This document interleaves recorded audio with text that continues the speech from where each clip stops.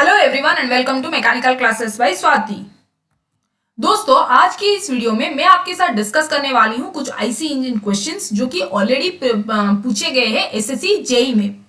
दोस्तों, ये जो वीडियो है बहुत ही इंपॉर्टेंट है और इन्फॉर्मेटिव भी है, क्योंकि ये सब क्वेश्चंस जो है एसएससी जेई में तो ऑलरेडी पूछे गए हैं और बाद में अगर आप कोई इंटरव्यू में भी जाते हो, ऑटोमोबाइल का एग्जाम देने किधर भी जाते हो, तो ये सब क्वेश्चंस दोस्तों भी पूछे जा सकते हैं। तो वीडियो दोस्तों बहुत इंपॉर्टेंट है और इन्फॉर्मेटिव है। वीडियो को आप एंड तक इसलिए जरूर देखिए दोस्तों, और वीडियो अच्छी लगी तो लाइक जरूर कीजिए दोस्तों, और मेरे चैनल को सब्सक्राइब कीजिए ताकि आने वाली जो भी मैं आगे जाके मैकेनिकल इंजीनियरिंग रिलेटेड वीडियोज बनाऊंगी उसका नोटिफिकेशन डायरेक्टली आपके मोबाइल में पहुंच सके। तो चलिए दोस्तों, वीडियो को शुरू करते हैं और आज डिस्कस करते हैं 25 objective questions regarding the internal combustion engines. Okay, देखिए पहला क्वेश्चन जो है वो क्या पूछा गया है कि quality of ignition of petrol is measured by, option number A is octane number, option number B is calorific value, option number C is specific fuel consumption and option number D is cetane number. हमेशा याद रखिए दोस्तों कि जब भी gasoline का आपको ignition quality पूछा जाएगा, गैसोलीन की परफॉर्मेंस को हम कैसे जज कर सकते हैं, गैसोलीन या फिर पेट्रोल का परफॉर्मेंस को वो क्या उसका परफॉर्मेंस को कैसे जज करेंगे, by the help of octane number. Okay, octane number. और ये ऑक्टेन नंबर दोस्तों होता क्या है? ऑक्टेन नंबर होता है एक mixture of iso octane and normal heptane. Okay, iso octane okay and normal heptane. Okay, N heptane is normal your heptane. Okay, iso octane का ऑक्टेन नंबर यूजुअली 100 रहता है और एन हेप्टेन का जो octane rating होता है वो 0 रहता है। इसका 0 रहता है ऑक्टेन रेटिंग और आइसो ऑक्टेन का 100 रहता है। तो ऑक्टेन नंबर जो सपोज एक फ्यूल बनाए जिसमें आइसो ऑक्टेन होता है 50% और एन हेप्टेन होता है 50%। ओके, तो फ्यूल का ऑक्टेन नंबर कितना होगा? फ्यूल का ऑक्टेन नंबर हो जाएगा दोस्तों 50। ओके, तो ऑक्टेन नंबर बेसिकली मैं यही बताना चाहती हूं कि ऑक्टेन नंबर जो है वो पेट्रोल की क्वालिटी को दिखाता है। ओके, पेट्रोल की क्वालिटी को आप मेजर कर सकते हो by the help of octane number. अगर जिस फ्यूल का हायर ऑक्टेन नंबर होगा तो फिर उसका क्या होगा? वो एंटी नॉकिंग है, मतलब रेजिस्ट कर सकता है नॉकिंग उतना। ओके, जिसका ऑक्टेन नंबर जो भी फ्यूल या जो भी पेट्रोल का अगर ऑक्टेन नंबर हायर होगा तो वो उतना हायर रेजिस्ट कर सकता है नॉकिंग को। ओके, तो सही आंसर दोस्तों क्या होगा? ऑक्टेन नंबर होगा। लेकिन यहां पर अगर क्वेश्चन पूछा जाता कि quality of ignition of diesel is measured bye, ऐसे भी पूछा जा सकता है डीजल का इग्निशन की क्वालिटी को हम कैसे मेजर कर सकते हैं, तब होता है ये सीटेन नंबर आंसर होता दोस्तों। ओके, तो आई होप दोस्तों आप क्लियर हो गए होंगे कि ऑक्टेन नंबर और सीटेन नंबर, ऑक्टेन नंबर हमेशा पेट्रोल को दर्शाता है और सीटेन नंबर हमेशा दोस्तों डीजल को दर्शाता है। ये क्वेश्चन दोस्तों पूछा गया है था एसएससी जेई 2011 में questions. Okay, next question, in diesel engine the ignition takes place, option number A atomically due to high temperature of compressed fuel, option number B carburettor, option number C atomically due to high temperature of compressed air, option number D is by spark plug. तो diesel engine में दोस्तों कैसे होता है ignition? Air जो है सिर्फ enter करता है डीजल इंजन में, only air enters through the suction stroke, फिर बाद में फ्यूल को इंजेक्ट किया जाता है। ओके, तो सही आंसर दोस्तों क्या होगा? Atomically due to high temperature of compressed air, क्योंकि डीजल इंजन में दोस्तों को क्या है कि हमारा स्पार्क प्लग तो यूज नहीं होता है, सिर्फ एयर कंप्रेस होता है, उससे टेम्परेचर बढ़ता है और फ्यूल इंजेक्ट करता है, फिर उनमें इग्निशन होता है। ओके, तो कंप्रेशन पे ही पूरा डिपेंड करता है डीजल इंजन, राइट। तो आंसर होगा दोस्तों atomically due to high temperature of the compressed air, क्योंकि पूरा एकदम से कंप्रेस्ड एयर की टेम्परेचर के ऊपर ही डिपेंड है। उसके बाद ही फ्यूल इंजेक्ट करता है और फिर एयर डीजल का मिक्सचर जो है बर्न होता है और आपके गाड़ी को पावर मिलती है दोस्तों, इंजन पावर प्रोड्यूस करता है, right. Next, Which material is used for insulating the body of spark plug? Spark plug की बॉडी को इंसुलेट करने के लिए कौन सा मटेरियल को यूज किया जाता है?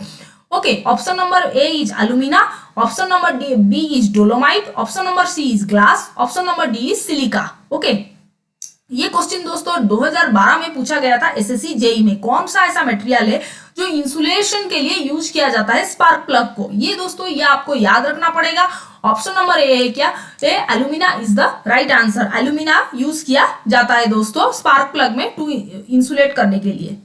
Next, which element regulates the pressure strokes in the fuel injection pump of a diesel engine? Okay, option number A control rack, option number B pump shaft, option number C lift of plunge, option number D is needle valve. Okay, ये दोस्तों question पूछा गया है SSC JE 2012 में। तो ऐसा जो fuel injection pump use होता है ना डीजल इंजन में, उसको तो प्रेशर स्ट्रोक को मतलब प्रेशर तो वैरी करेगा। ओके, फ्यूल का प्रेशर को रेगुलेट करने के लिए फ्यूल इंजेक्शन पंप में ऐसा क्या यूज किया जाता है इनमें से? ओके, फ्यूल की प्रेशर को वैरी करने के लिए। ओके, तो कौन प्रेशर को रेगुलेट करता है दोस्तों? नीडल वाल्व जो है वो प्रेशर को दोस्तों रेगुलेट करता है। ओके, नीडल वाल्व में एक स्प्रिंग लगा रहता है, तो वो क्या करता है? रेगुलेट करता है प्रेशर को in fuel injection pump of A diesel engine. ये दोस्तों आपको याद रखना पड़ेगा, right? Next, what approximate percentage of heat of combustion is lost to the jacket cooling water? Okay, option number A 5%, option number B 10%, option number C 15%, option number D is 25%.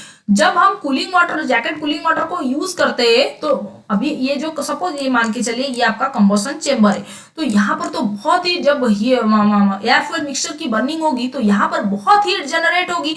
तो उसको मतलब normal temperature में combustion chamber को लगाने के लिए हम लोग क्या यूज करते हैं? कूलेंट यूज करते हैं। ओके, तो से वो क्या पूछा गया है कि कितना परसेंटेज हीट जो है लूज करता है? यूजुअली 30-35% इतना लूज करता है, लेकिन आपके ऑप्शन में दोस्तों क्या दिया है? 25% हाईएस्ट दिया है। तो सही आंसर दोस्तों क्या होगा? 25% होगा आपका सही आंसर। ये होगा आपका सही आंसर दोस्तों। ओके, अगर 30-35% लिखा रहता तो आप उस ऑप्शन को राइट मारते, लेकिन इस ऑप्शन में दिया नहीं है तो 25% will be the right answer. Next, in internal combustion engine, the engine terminology,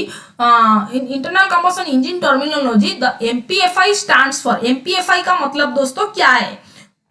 option number A multi pressure fuel injection, option number B multi point fired injection, option number C multi point fuel injection, option number C D is multi pressure fired injection. So MPFI का मतलब दोस्तों क्या होगा? Multi point fuel injection. Okay, ये दोस्तों आपको याद रखना पड़ेगा। एमपीएफआई का फुल फॉर्म है multi point fuel injection. So option number C is the right answer. Next, which is not a part of magneto ignition system. अभी मैंने आप एक वीडियो बनाए थे डिटेल्स में कि मैग्नेटो इग्निशन सिस्टम के ऊपर डिटेल वीडियो बनाए थे। तो यहाँ पर दोस्तों अगर आपने वो वीडियो नहीं देखे तो वीडियो जाके आप जरूर देखिए, क्योंकि वहां से पता चल जाएगा आपको मैग्नेटो इग्निशन सिस्टम होता क्या है। Usually ignition system battery type होता है या मैग्नेटो टाइप होता है। तो ये क्वेश्चन दोस्तों पूछा गया है कि इनमें से कौन सा पार्ट है जो मैग्नेटो इग्निशन सिस्टम को बिलोंग नहीं करता है। Option number A is condenser, option number B is battery, option number C is induction coil, option number D is circuit break.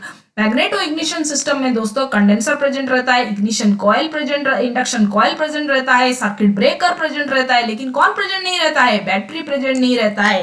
तो सही आंसर दोस्तों होगा battery. Okay, next, which of the following statement is correct about the lubrication coolant? Okay, ये दोस्तों पूछा गया है SSC JEE 2017 में। Option number A engine coolant should have high viscosity, option number B coolant used during machining should have high viscosity, option number C viscosity should vary according to temperature for a good lubricant, option number D is none of this. तो कौन सा ऐसा है जो कि lubrication coolant के लिए सही है, इज करेक्ट अबाउट द? देखिए, जो भी हम कूलेंट यूज करते हैं उसका हाई विस्कोसिटी होगा तो कुछ फायदा नहीं होगा, क्योंकि कूलेंट फिर ट्रैवलिंग में प्रॉब्लम होगी। तो ये तो ऑप्शन ए तो गलत है। ऑप्शन नंबर बी जो है coolant use during machining should have high viscosity, नहीं, विस्कोसिटी हाई नहीं होगा। Okay, viscosity should vary according to temperature for a good lubricant. Viscosity vary करेगा टेम्परेचर के साथ, नहीं, वो जो भी हम कूलेंट यूज करेंगे उसका विस्कोसिटी एकदम से सेम रहना चाहिए। ओके, तो डी होगा नन ऑफ दिस, डी जो है वो करेक्ट होगा। Okay, next, compression ratio of IC engine is. Option number ए अभी मैंने कंप्रेशन रेशियो के ऊपर कल ही वीडियो एक डाले थे कंप्रेशन रेशियो के बारे में डिटेल्स में, तो वीडियो जिन जिन लोगों ने नहीं देखे वो वीडियो जाके आप जरूर देखिए, क्योंकि वहां से पता चल जाएगा आपको कंप्रेशन रेशियो होता क्या है दोस्तों। फिर भी मैं यहाँ पर ब्रीफली आपको बताना चाहूंगी। देखिए कंप्रेशन रेशियो दोस्तों क्या है, जब भी आपका जो पिस्टन है वो जब बॉटम डेड सेंटर में रहेगा तो टोटल वॉल्यूम क्या है, ओके, वो डिवाइडेड बाय टोटल वॉल्यूम मतलब V1 plus V2 divided by when the piston will be on the on the top dead centre, then what is the volume. Piston जब top dead centre में रहेगा तो volume क्या होगा, ये volume को हम क्लियरेंस वॉल्यूम बोलते हैं, राइट। तो compression ratio is the ratio of total volume that is V1 plus V2 divided by clearance volume, okay, clearance volume means V2, okay, this is your compression ratio। Higher compression ratio मतलब engine को ज्यादा power output मिलेगा, right.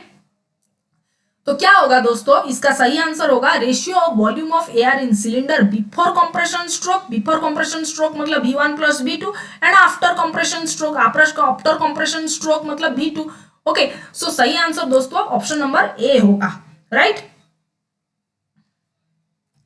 Next, the spark ignition engine is based on option number A Otto cycle, option number B diesel cycle, option number C dual cycle, option number D Atkinson cycle। तो spark ignition engine ऐसा engine हमेशा दोस्तों याद रखिए कि auto cycle के ऊपर ही based होता है। चलिए मैं आपको पीवी डायग्राम से थोड़ा समझा देती हूँ। देखिए इंटेक स्ट्रोक हुआ, फिर कंप्रेशन स्ट्रोक में क्या होता है, कंप्रेशन स्ट्रोक में उसका प्रेशर बढ़ेगा, टेम्परेचर बढ़ेगा, प्रेशर बढ़ेगा, राइट। फिर नेक्स्ट क्या होगा कि स्पार्क प्लग उस स्पार्क इग्नाइट करेगा, फिर हीट एडिशन होगा, राइट, हीट एडिशन होगा लेकिन एट कांस्टेंट वॉल्यूम पे होगा, कांस्टेंट वॉल्यूम पे, इसलिए ये लाइन ऐसे दिया गया है। फिर नेक्स्ट क्या होगा, एक्सपांशन प्रोसेस होगा, एक्सपांशन प्रोसेस में क्या होगा, प्रेशर डिक्रीज करेगा, राइट। फिर क्या होगा, एग्जॉस्ट हो जाएगा, हीट रिजेक्ट होगा but at constant volume, okay. तो ये है दोस्तों पीवी डायग्राम, ओके। तो स्पार्क इग्निशन इंजन हमेशा बेस्ड होता है ऑटो साइकिल के ऊपर, right. Next, indicated power of a 4-stroke engine is equal to option number A PLAN, option number B 2 PLAN, option number C PLAN divided by 2, option number D 4 PLAN। ये PLAN दोस्तों क्या है, P है mean effective pressure, okay, L है length, A है area of the piston, N है RPM of the engine. अगर हम 2 स्ट्रोक इंजन की बात करें तो क्या होता था, 2 स्ट्रोक इंजन में क्या होता था, 2 स्ट्रोक इंजन में 2 स्ट्रोक की बात करें तो क्या होता था, फॉर्मूला था हमारा इंडिकेटेड पावर का फॉर्मूला क्या था कि PLAN था, ओके।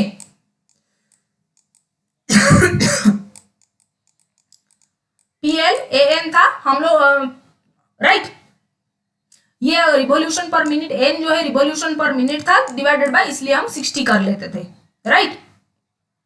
लेकिन अगर यहां पर 4 स्ट्रोक दिया है तो क्या होगा दोस्तों, 4 स्ट्रोक में क्या होगा, 4 स्ट्रोक में क्या डिफरेंसेस होगा कि देखिए 2 स्ट्रोक में जब क्रैंक एक रिवॉल्यूशन घूमता था तो एक ही बार हमें पावर जनरेट होती थी, ओके। लेकिन 4 स्ट्रोक में 2 बार क्रैंक रोटेट करेगा तभी हमें एक ही पावर मिलेगा, इसीलिए इंडिकेटेड पावर का दोस्तों फॉर्मूला क्या हो जाएगा, PLAN डिवाइडेड बाई 2 हो जाएगा, डिवाइडेड बाई 2 इंटू 60। एन जो अगर आरपीएम पे दिया हुआ है, रिवॉल्यूशन पर मिनट में दिया हुआ है तो आप 60 डिवाइड करोगे, राइट। तो ये होता है आपका 4 स्ट्रोक का फॉर्मूला दोस्तों इंडिकेटेड पावर का, क्योंकि यहां पर 2 बार अगर क्रैंक घूमेगी तो आपको एक ही बार ही पावर मिलता है, राइट। तो सही आंसर होगा PLAN divided by 2। Next, Morse test is used for multi-cylinder spark ignition engine to determine, okay, Morse test दोस्तों यूजुअली जो है मोर्स टेस्ट क्यों एक्चुअली उसको किया जाता है, Morse test multi cylinder spark ignition engine में ही किया जाता है और वहां पर वो क्या करता है, मोर्स टेस्ट दोस्तों डिटरमाइन करता है इंडिकेटेड पावर और फ्रिक्शनल पावर दोनों को निकालता है, ओके। अगर इंडिकेटेड पावर और फ्रिक्शनल पावर हमारे पास है दोस्तों, हमें एक फॉर्मूला पता है, indicated power is equal to your brake power plus frictional power, okay. अगर मोस्ट टेस्ट से हमें पता चल जा रहा है इंडिकेटेड पावर और फ्रिक्शनल पावर, ये दोनों पता चल जा रहा है, तो ब्रेक पावर हमें पता चल जाएगा। और फिर थर्मल एफिशिएंसी की दोस्तों फॉर्मूला दोस्तों क्या है, brake power divided by indicated power. तो इनडायरेक्टली मोस्ट टेस्ट हमें क्या बता रहा है, मोस्ट टेस्ट हमें क्या बता रहा है, मैकेनिकल एफिशिएंसी डिटरमाइन कर रहा है। इनडायरेक्टली मोस्ट टेस्ट हमें क्या बता रहा है कि हमें डिटरमाइन कर रहा है मैकेनिकल एफिशिएंसी, राइट।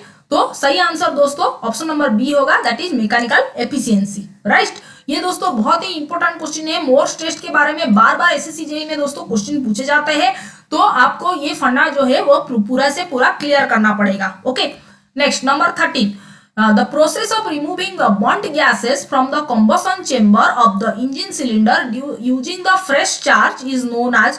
अभी देखिए, जब भी एयर फ्यूल मिक्सचर तो बर्न होता है कंबसन चैम्बर में, कुछ अमाउंट ऑफ बर्न्ड गैसेस जो है निकल जाता है एग्जॉस्ट स्ट्रोक में, लेकिन कुछ अमाउंट ऑफ जो फ्रेश जो बर्न्ड गैसेस होते हैं वो रह जाते हैं।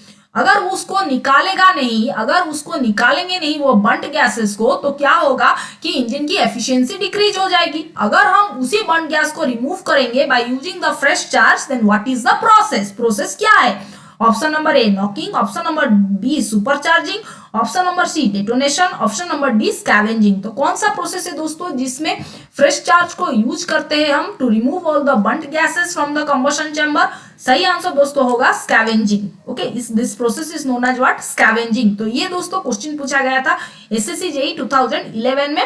Okay, next, most test is conducted on multi-cylinder engine to find the engine। Option number A indicated power, option number B stroke length, option number C emission performance, option number D compression ratio. ये दोस्तों अभी मैंने just discuss किए थे एक question से पहले कि मोस्ट टेस्ट जो है वो किसको डिटरमाइन करता है, इंडिकेटेड पावर और फ्रिक्शनल पावर को निकालता है, उसके वजह से मैकेनिकल एफिशिएंसी हम फाइंड आउट कर सकते हैं। तो यहाँ पर दोस्तों सही आंसर क्या होगा, इंडिकेटेड पावर होगा उसका सही answer, right. So option number A is the correct answer.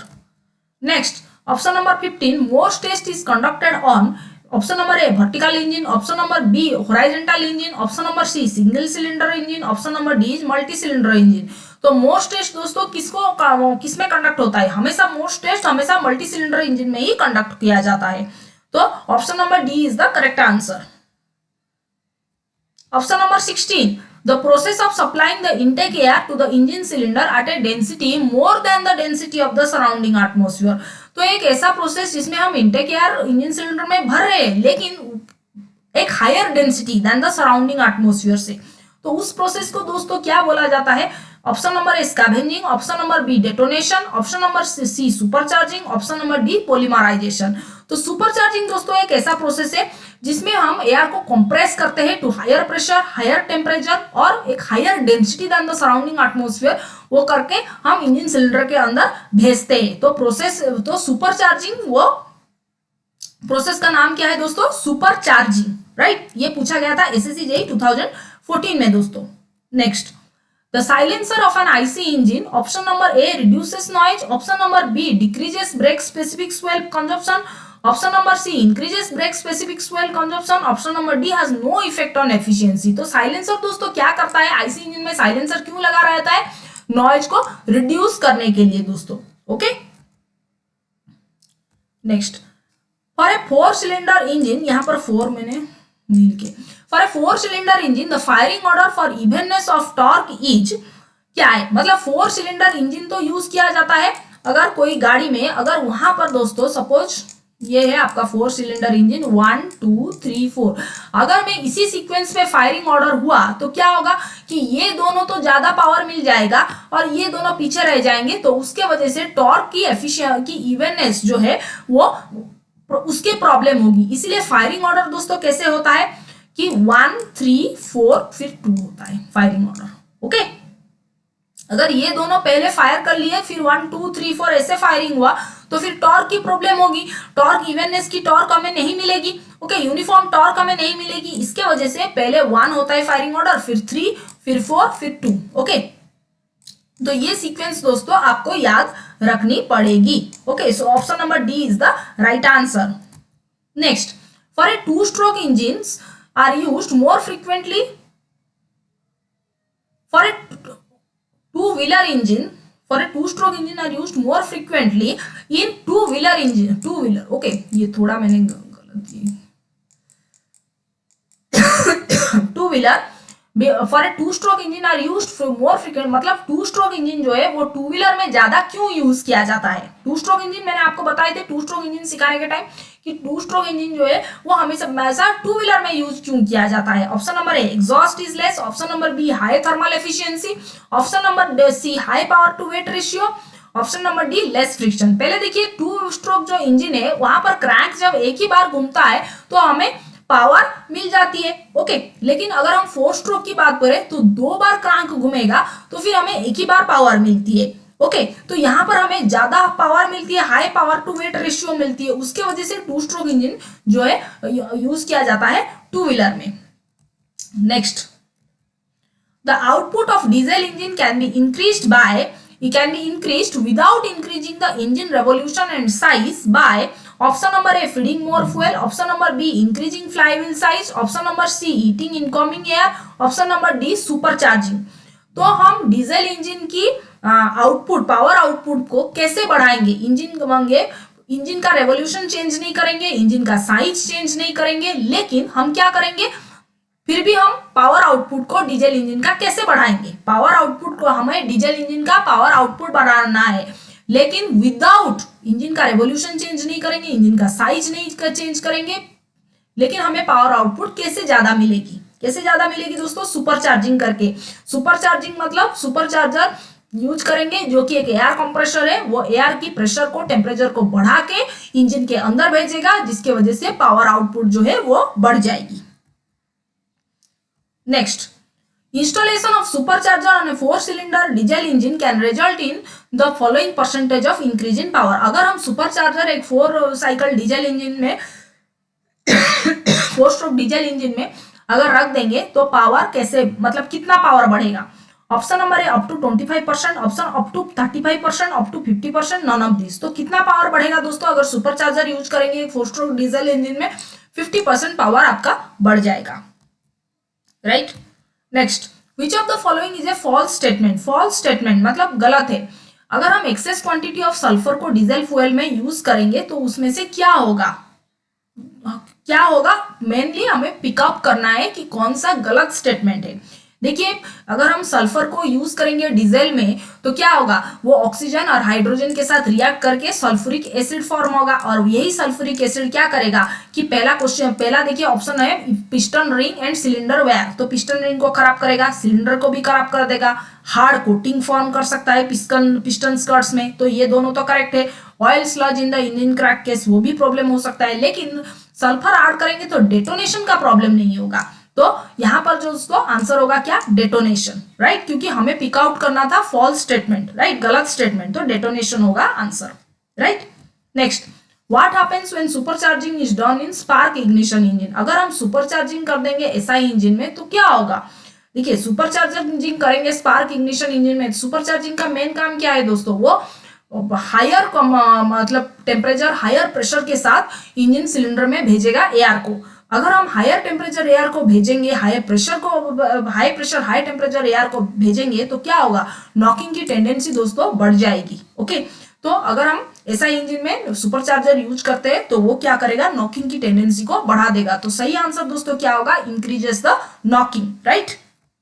Next, heating of dry steam above saturation temperature is known as, okay. अगर हम सैचुरेशन कर्व की बात करें, सपोज ये है टीएस डायग्राम, राइट, ये है आपका सैचुरेशन कर्व, राइट। तो यहां पर दोस्तों ये है आपका सैचुरेटेड लिक्विड लाइन, ये है सैचुरेटेड वेपर लाइन, राइट। अगर हम प्रेशर लाइंस ऐसे ड्रॉ करेंगे तो क्या होगा, ये हो गए सैचुरेटेड वेपर लाइन, ओके, ये कंप्लीटली सैचुरेटेड वेपर लाइन। अगर हम हीट करेंगे एक स्टीम को अबव द सैचुरेशन टेम्परेचर तो क्या होगा, ड्राई स्टीम यहाँ पर जो लाई करेगा जब स्टीम, ये स्टीम तो ये 100% ड्राई होगा, लेकिन उससे भी हम अगर उसको हीट करेंगे तो ये क्या हो जाएगा, सुपर हीटेड। ये जो जोन है ये सुपर हीटेड जोन है, तो सही आंसर दोस्तों क्या होगा, सुपर हीटिंग होगा, right. This is the last question. The following data recorded during the test of an oil engine. Okay. Speed दे दिया है, लोड दे दिया है, लेंथ ऑफ द ब्रेक दे दिया है, what is the brake power. अभी दोस्तों ब्रेक पावर की फॉर्मूला क्या है, 2 पाई NT डिवाइडेड बाई 60। ओके, तो 2 पाई n is given 1000 RPM। Torque T is the torque, तो टॉर्क तो दिया नहीं है, टॉर्क हम कैसे निकालेंगे, force into L। Okay, force क्या है, फोर्स हमारा लोड के तौर पे दिया है तो 1000 है, राइट। और लेंथ कितना दिया हुआ है, 750 mm दिया है, उसको हम मीटर में कन्वर्ट करेंगे तो 0.750। ओके, इसको हम कैलकुलेट करेंगे तो कितना हो जाएगा, 750 हो जाएगा 750 न्यूटन मीटर, राइट। अगर उसी सब को हम ब्रेक पावर में सब्स्टिट्यूट करेंगे, मतलब 2 पाई n हमारा कितना है, n है 1000 RPM, T है 750 न्यूटन मीटर डिवाइडेड बाय 60। अगर हम कैलकुलेट करेंगे और डिवाइडेड बाय 1000 कर देंगे, क्योंकि हमारा जो है आंसर दे दिया है किलोवाट में, राइट। ये आंसर दिया है कितना, किलोवाट में दिया हुआ है, राइट। तो अगर हम ब्रेक पावर में सब वैल्यूज को सब्स्टिट्यूट करेंगे, आप जितना भी आंसर आना उसको डिवाइड कर देना आप 1000 में, क्योंकि आंसर जो है वो किलोवाट में दिया हुआ है। जो भी आप आंसर यहाँ पर निकलोगे वो दोस्तों आपको वो वाट में मिलेगा, उसको डिवाइड कर देना 1000 में तो आपको किलोवाट में मिल जाएगा, राइट। तो सही आंसर दोस्तों क्या होगा, 78.55 किलोवाट, राइट। तो दोस्तों ये 25 ऑब्जेक्टिव क्वेश्चंस था आईसी इंजन के रिलेटेड। आई होप आपको कुछ हेल्प होगा एंट्रेंस एग्जाम प्रिपरेशन करने में, ये क्वेश्चंस हेल्प करेगा आपको। अगर कुछ डाउट्स हो तो मुझे कमेंट सेक्शन में आप जरूर पूछिए, मैं आपकी डाउट्स को क्लियर करने की पूरी से पूरी कोशिश करूंगी। और वीडियो अच्छी लगी तो लाइक जरूर कीजिए दोस्तों, और मेरे चैनल को सब्सक्राइब करना ना भूलें, ताकि आगे जाके मैं आपके लिए ऐसे ही मैकेनिकल इंजीनियरिंग रिलेटेड वीडियोज बना पाऊंगी और उसका नोटिफिकेशन आपको मोबाइल में पहुंच सके। तो चलिए दोस्तों, मैं वीडियो को यहाँ पर ही एंड करती हूँ, फिर मिलते हैं नेक्स्ट वीडियो में। थैंक